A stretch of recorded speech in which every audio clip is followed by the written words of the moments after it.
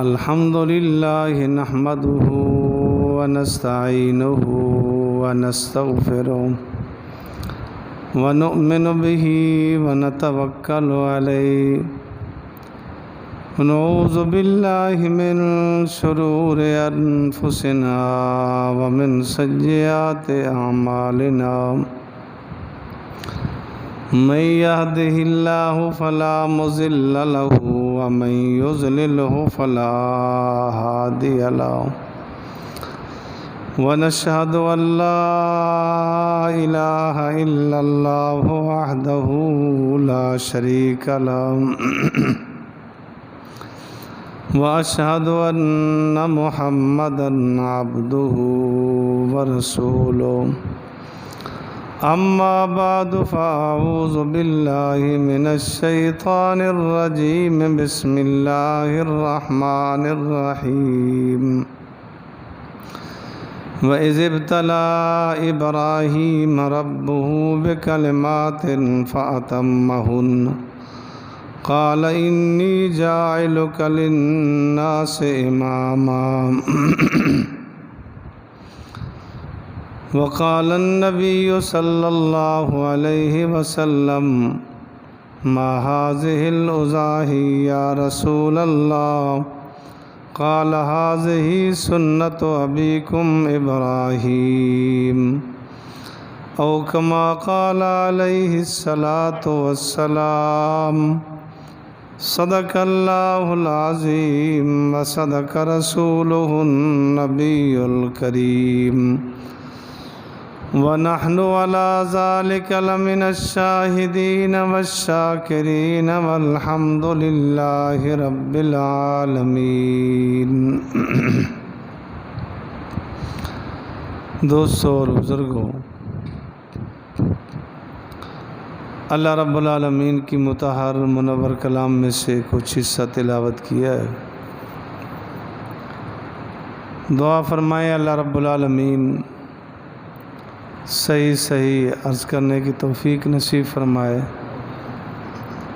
اس کے بعد اللہ رب العالمین پوری کائنات کو عمل کرنے کی توفیق نصیب فرمائے۔ قربانی کا موقع بڑا عظیم ہی موقع ہے۔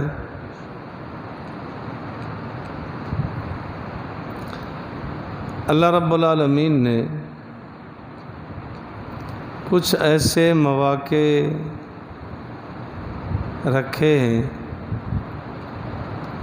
کہ انسان کو اللہ بہت کچھ عطا کر دے۔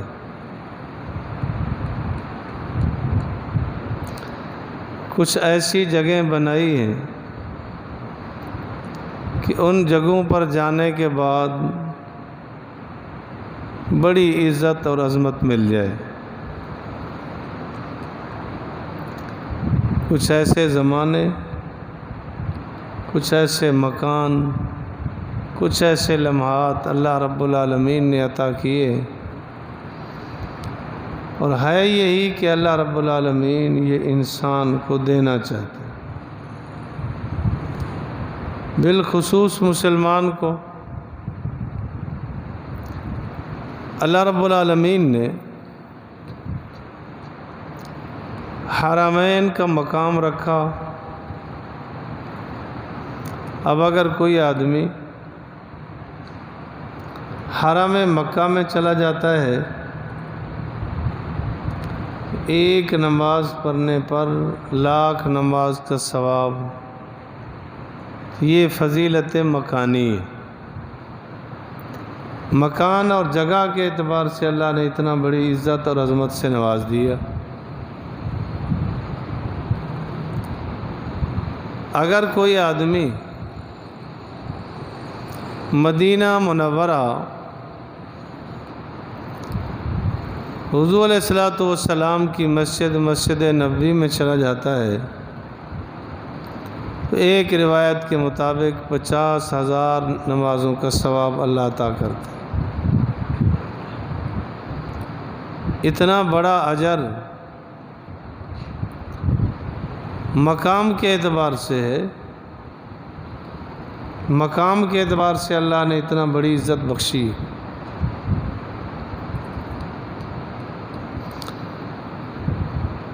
زمانے کے اعتبار سے کہ رمضان المبارک کا زمانہ آتا ہے، آدمی اگر نفل پڑھے تو فرض کے برابر ثواب، فرض پڑھے تو 70 فرض کے برابر ثواب اللہ عطا کریں. یہ فضیلت ہے ایک زمانے کے اعتبار سے، رتبہ اور مقام ملا. رمضان المبارک میں ایک رات ہے جسے لیلۃ القدر کہتے ہیں. ایک رات میں عبادت کرنے پر 83-84 سال کی عبادت کا ثواب اللہ عطا کر دیتے.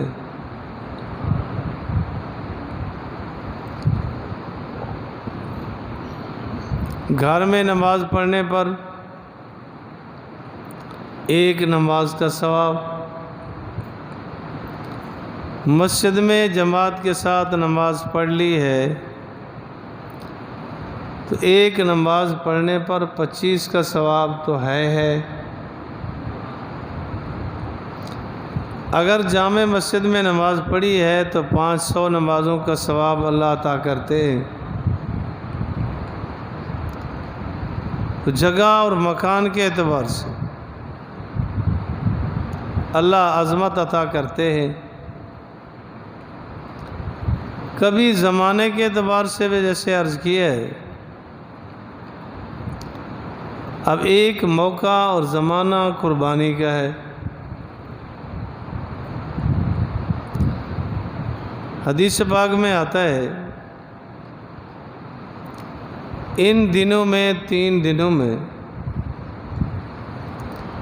قربانی سے بڑا عمل کوئی نہیں. جو حج پر ہیں وہ تو حج پر ہے. پوری دنیا میں ان 3 دنوں میں 10، 11، 12 ذی الحج قربانی سے بڑا عمل کوئی نہیں. یہ فضیلت ملی ہے زمانے کے اعتبار سے. یہ زمانہ آئے گا، جو عمل کرے گا مرتبہ پائے گا.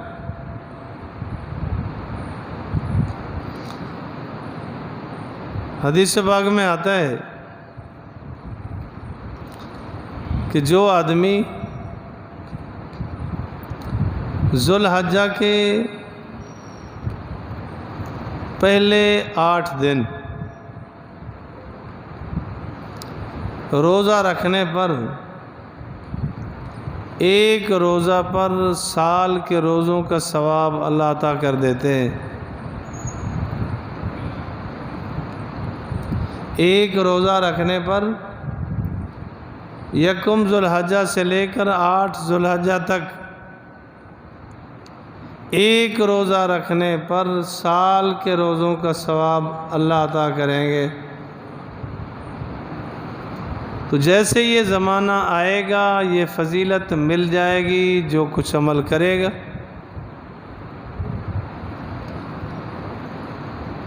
اور 9 ذو الحجہ کا روزہ، ایک دن کا روزہ 2 سال کے گناہ معاف ہو جاتے ہیں. 1 سال گزشتہ، 1 سال آئندہ.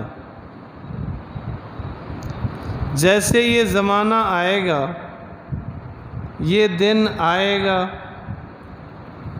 جو آدمی روزہ رکھے گا اس کو یہ فضیلت مل جائے گی، یہ مقام مل جائے گا. تو قربانی کا عمل، یہی قربانی اگر ذو الحجہ سے ہٹ کے کرنا چاہے، ذو الحجہ 10، 11، 12 سے ہٹ کر کرنا چاہے، یہ فضیلت نہیں ملے گی. جانور ذبح کرنے کا اجر اپنی جگہ ملے گا، لیکن قربانی کا ثواب اسے نہیں ملے گا،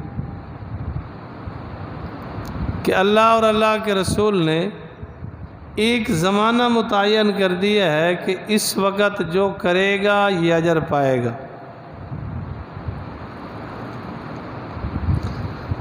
دنیا کی ساری چیزوں کے لیے کوشش کی جاتی ہے اور کوشش میں کامیاب بھی ہو جاتے ہیں، تو قربانی کرنے کی کوشش بھی کر لینی چاہیے۔ اس اجر اور ثواب کی لالچ میں کہ حضور علیہ الصلاۃ والسلام نے ارشاد فرمایا ہے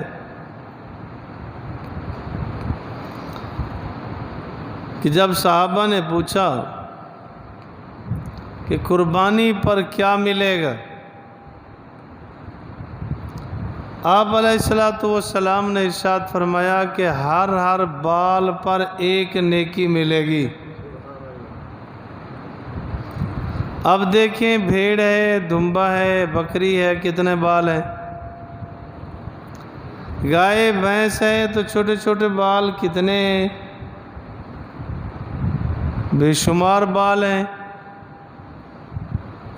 اونٹ ہے تو اس پر کتنا بال ہوتے ہیں، تو ہر بال پر ایک نیکی ملے گی۔ دیکھیں اگر نیک نیتی اور تقوی سے قربانی کر لی تو اب دیکھیں اجر کتنا ہے۔ اتنا بڑے اجر کے لیے کوشش کرنی چاہیے، اپنے حالات کو سمیٹنا چاہیے۔ آدمی کوشش کرے گا تو اللہ اسے رنگ بھی لائے گا۔ وہی عرض کر رہا تھا کہ دنیا کے کتنے معاملات ہیں کہ ہم کتنا سے کتنا کوشش کرتے ہیں اور کبھی کوشش میں کامیاب بھی ہو جاتے ہیں، اور اس کوشش میں انشاءاللہ یقیناً کامیاب ہوں گے۔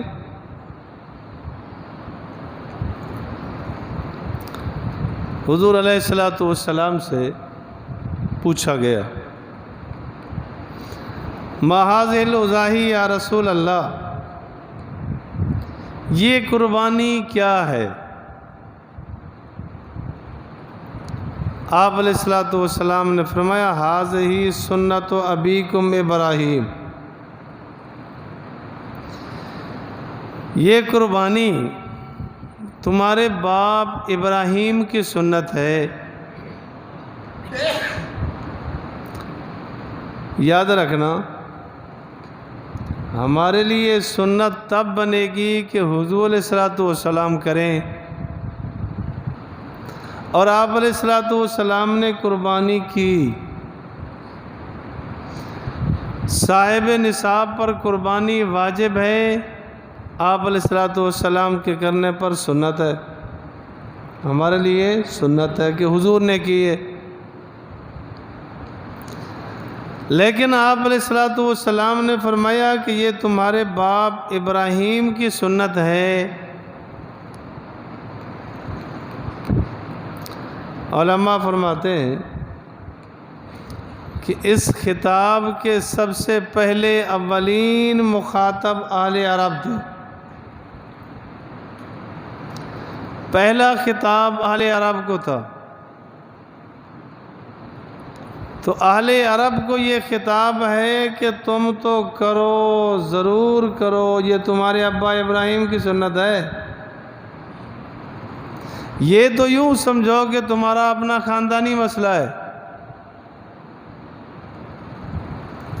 بے شمار علاقوں میں، گھروں میں آپ کو اتفاق ہوا ہوگا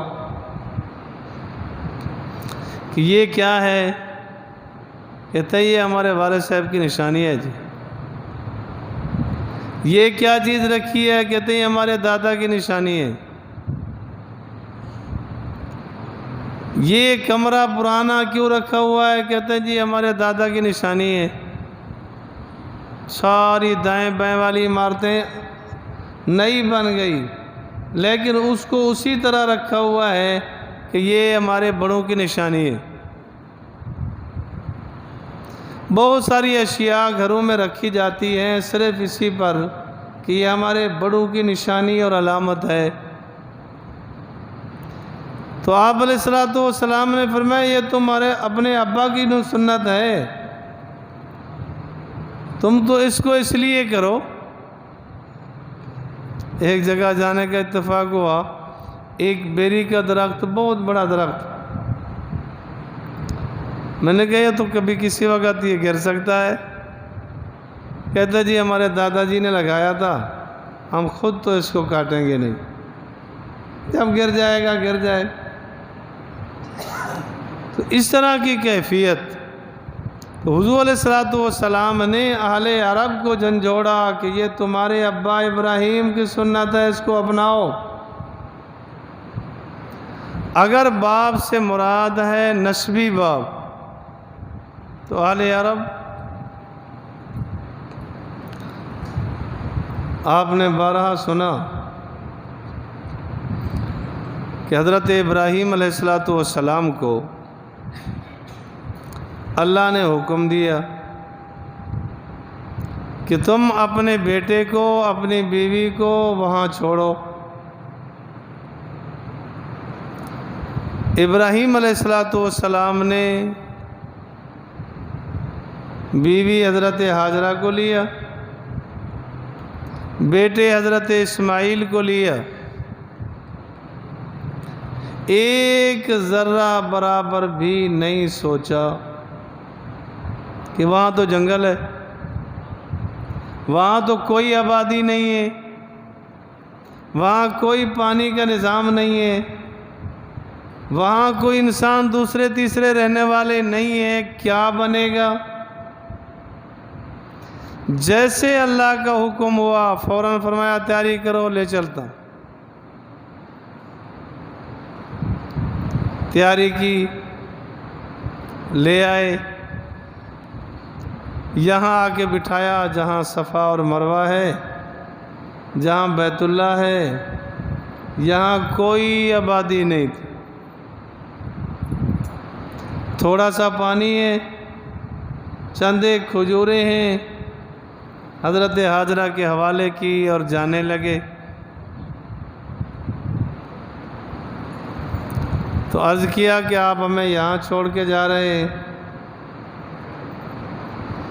جب یہ جملہ کہا کہ اللہ کا حکم ہے کہ آپ چھوڑ کے جا رہے ہیں، ابراہیم علیہ الصلوۃ والسلام نے سر ہلا دیا، فرمایا ہاں۔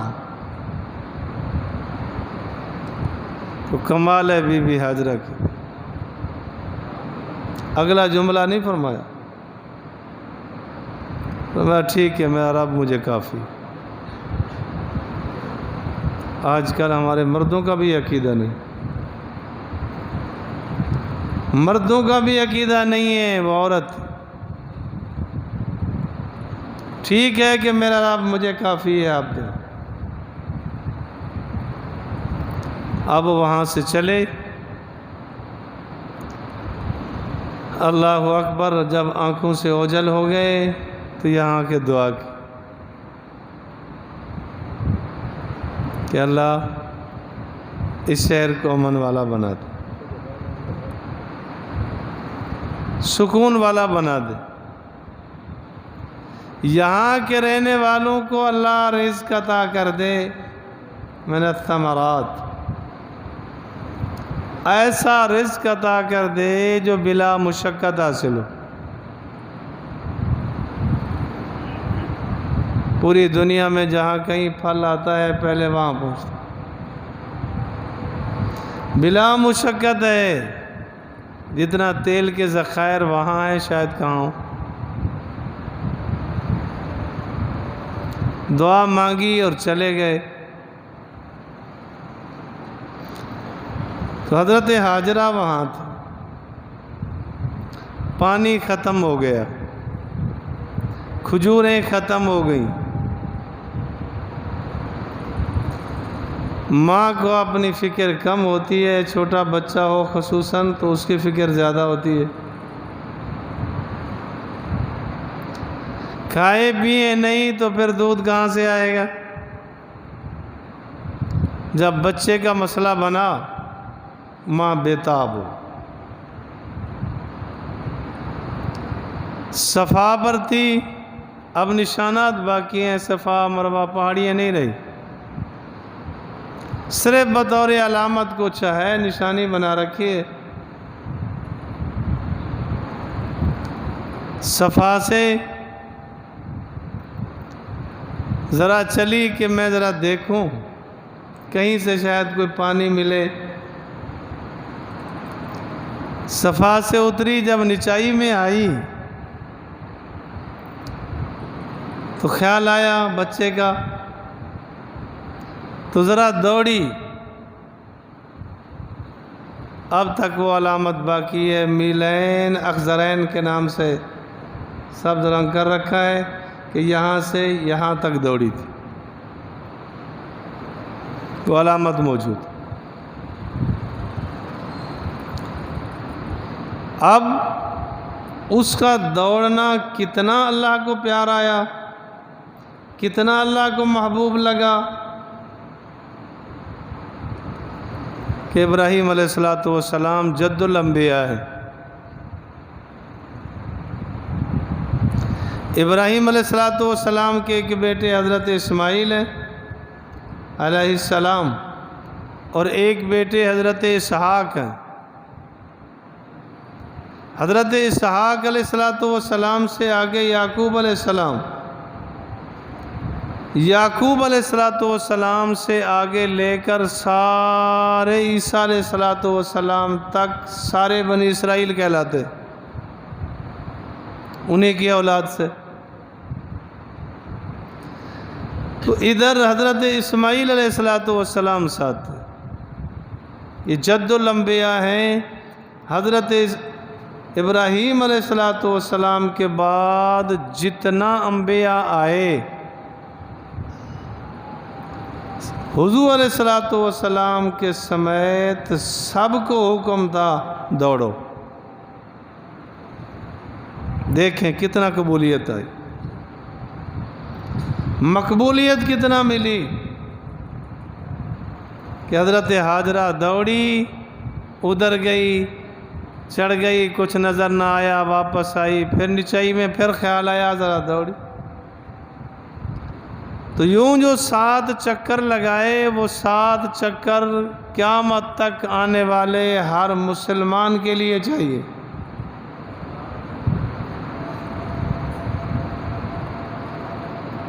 اس سے آپ نے سمجھا ہوگا کہ عظمت ملتی ہے مشقتوں کے بعد۔ ان مع العسر یسرا، کہ مشقت کے بعد آسانی آتی ہے۔ ابراہیم علیہ السلام نے بے شمار مشقتیں کاٹی، اللہ نے جد الانبیاء بنایا۔ حضرت حاجرہ، حضرت اسماعیل نے مشقت کاٹی، اللہ نے بطور انعام کے عطا کر دیا کہ ان کا 7واں چکر تھا۔ یہ وہاں تشریف فرما تھے جہاں زمزم کا کنواں ہے، یہ صفا مروہ کے درمیان میں۔ اللہ نے جبرائیل امین کو بھیجا کہ یہاں اپنا پر مارو۔ کچھ روایات میں ہے کہ حضرت اسماعیل علیہ السلام کو حکم ہوا ایڑی ہلاؤ، ہلائی گئی تو پانی نکلا۔ حضرت حاجرہ تشریف لائیں تو پانی بہنے لگا، ادھر نکلنے لگا۔ انہوں نے دائیں بائیں سے پتھر رکھ کے فرما دیا زم زم زم۔ زمزم کا معنی یہی ہوتا ہے کہ رک جا۔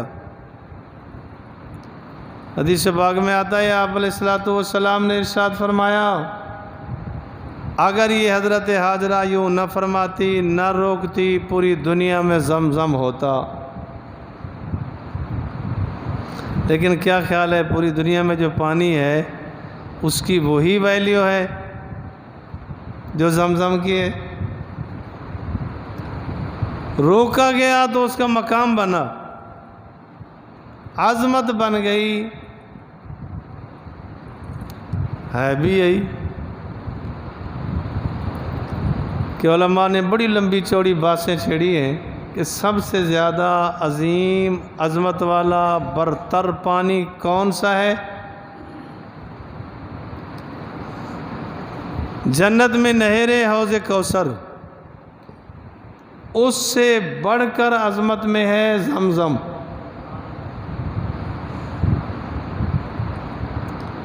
اور زمزم میں اللہ نے تاثیر رکھی ہے، غذائیت بھی ہے، پیاس بجھانے کی تاثیر بھی ہے۔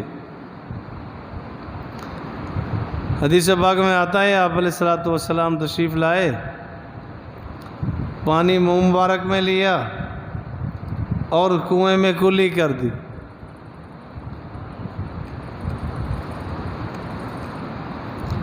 قیامت تک آنے والا بالخصوص مسلمان زمزم پیے گا تو گویا حضور کا جھوٹا پی رہا ہے، اور مسلمان بالخصوص تمام گھرانے، مرد ہوں عورتیں ہوں، کوئی نہیں کہہ سکتا کہ مجھے ابھی تک زمزم کا گھونٹ نہیں ملا۔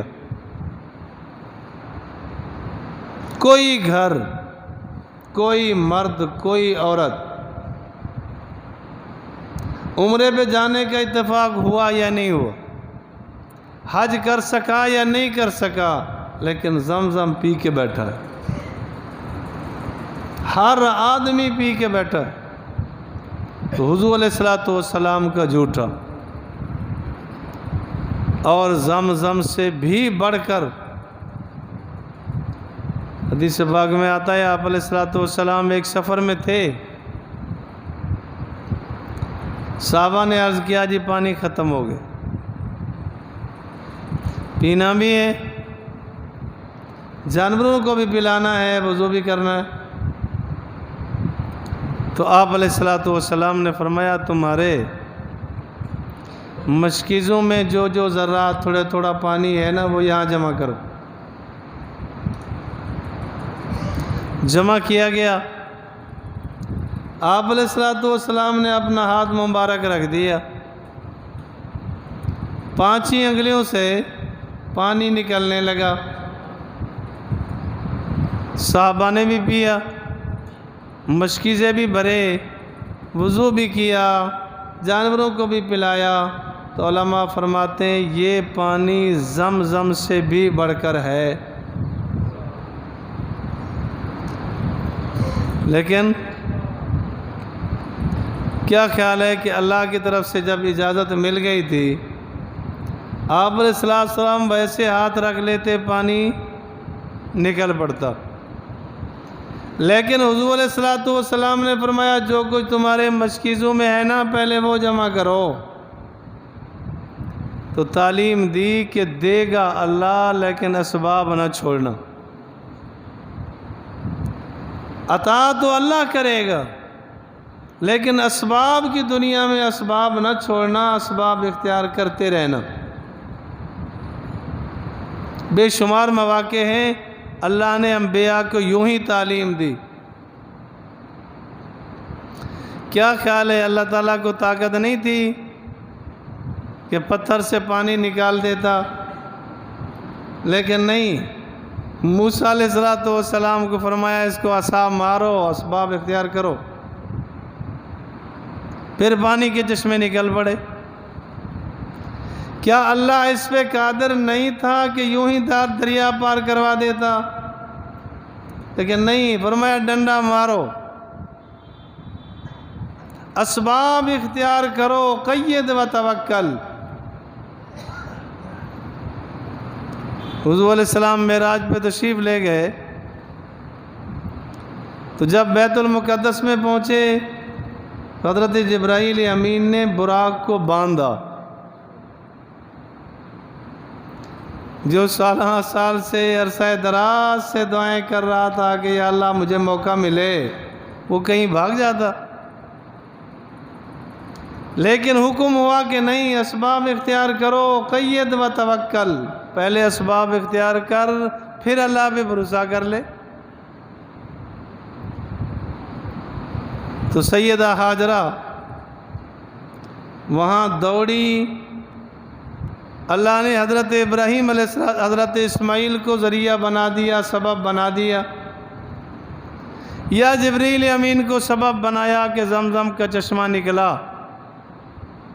روکا گیا۔ اب ایک قبیلہ جرہم وہاں سے گزرنے لگے، تو جب دیکھا کہ پرندے یہاں اڑ رہے ہیں، بیٹھ رہے ہیں، تو اندازہ ہوا کہ یہاں پانی ہے۔ جب آئے دیکھا کہ پانی ہے، ایک بی بی صاحبہ بیٹھی ہیں، بچہ بھی گود میں ہے، اندازہ لگایا کہ شاید چشمہ تو اسی کا ہوگا۔ ان سے پوچھا کہ ہم پانی پینا چاہتے ہیں، پی لیں؟ فرمایا پی لو۔ اس کے بعد اجازت چاہی کہ ہم یہاں رہنا چاہتے ہیں، فرمایا رہ لو۔ اب یہ آبادی شروع ہوئی۔ تو حضرت اسماعیل علیہ السلام نے پہلی شادی قبیلہ جرہم میں کی۔ تبھی آپ علیہ السلام نے فرمایا ھذہ سنت ابیکم ابراہیم، باپ ہی بنے، روحانی باپ بنے، جسمانی باپ بنے، تو فرمایا تمہارے ابا ابراہیم کی سنت ہے۔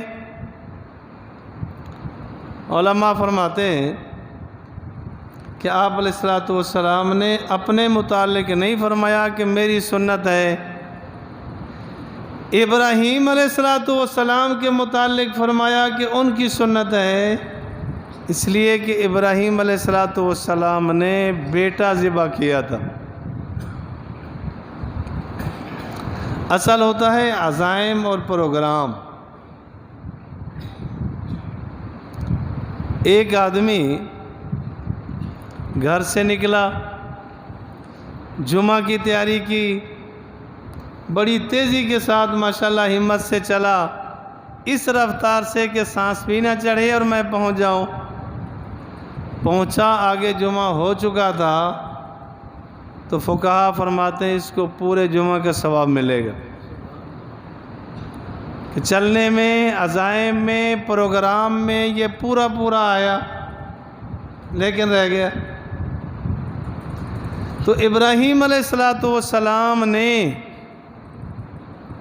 بیٹے کا پروگرام بنایا تھا، تفصیل آتی رہے گی انشاءاللہ، کہ ان کو لائے، بیٹا ہے، چھری لائے بیٹے کو ذبح کرنے کو، رسی لائے بیٹے کو باندھنے کو، جب مینا میں پہنچے بیٹے کو ہی لٹایا،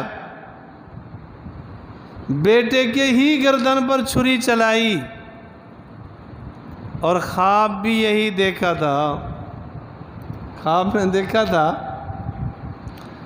کہ اللہ نے فرمایا اپنی محبوب چیز ذبح کرو، اونٹ ذبح کر دیے۔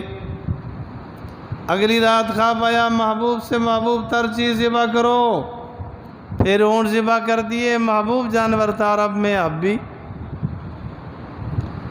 آخر اشارہ ہوا کہ محبوب سے محبوب تر چیز کو ذبح کرو، اشارہ ہو گیا۔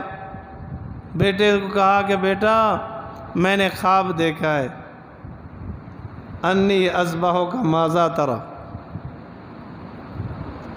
انی اری فی المنام انی اذبحک، کہ میں نے خواب دیکھا ہے کہ میں آپ کو ذبح کر رہا ہوں۔ مسئلہ بھی یاد رکھنا، عام آدمی کا خواب ہو جھوٹا بھی ہو سکتا ہے، سچا بھی ہو سکتا ہے۔ نبی کا خواب ہو وہ 100% سچا ہوتا ہے، اور نبی کا خواب وہی ہوا کرتا ہے، کبھی غلط نہیں ہوتا۔ وہ ایسے ایمان لانا ضروری ہوتا ہے جیسے وحی پر، قرآن پہ ایمان لانا ضروری ہے۔ تو خواب دیکھا تھا میں بیٹے کو ذبح کر رہا ہوں، بیٹے کو ہی لے گئے، بیٹے کی گردن پہ چھری چلا رہے۔ بسم اللہ اللہ اکبر، جبرائیل امین نے پڑھ دی لا الہ الا اللہ واللہ اکبر، اسماعیل علیہ السلام نے پڑھ دیا اللہ اکبر اللہ اکبر، اللہ کی طرف سے پیغام آیا وللہ الحمد۔ اللہ نے فرمایا قد صدقت الرؤیا، تو نے اپنا خواب سچا کر دکھایا۔ تو بیٹے کو ذبح کرنے لگے تھے، بیٹے کے بارے میں خواب دیکھا تھا، بیٹے ہی کو لٹایا، عزائم اور پروگرام میں سچے تھے، بیٹے کو ہی گویا ذبح کر دیا۔ تب آپ علیہ السلام نے فرمایا یہ تمہارے ابا ابراہیم کی سنت ہے، جانور نیک نیتی سے ذبح کرو گے، جیسے ان کو بیٹا ذبح کرنے کا اجر ملے گا، اسی طرح تمہیں جانور پر بھی وہی اجر ملے گا۔ تب یہ اشارہ دیا۔ اللہ مجھے اور آپ کو کامل دین پر چلنے کی توفیق بخشے۔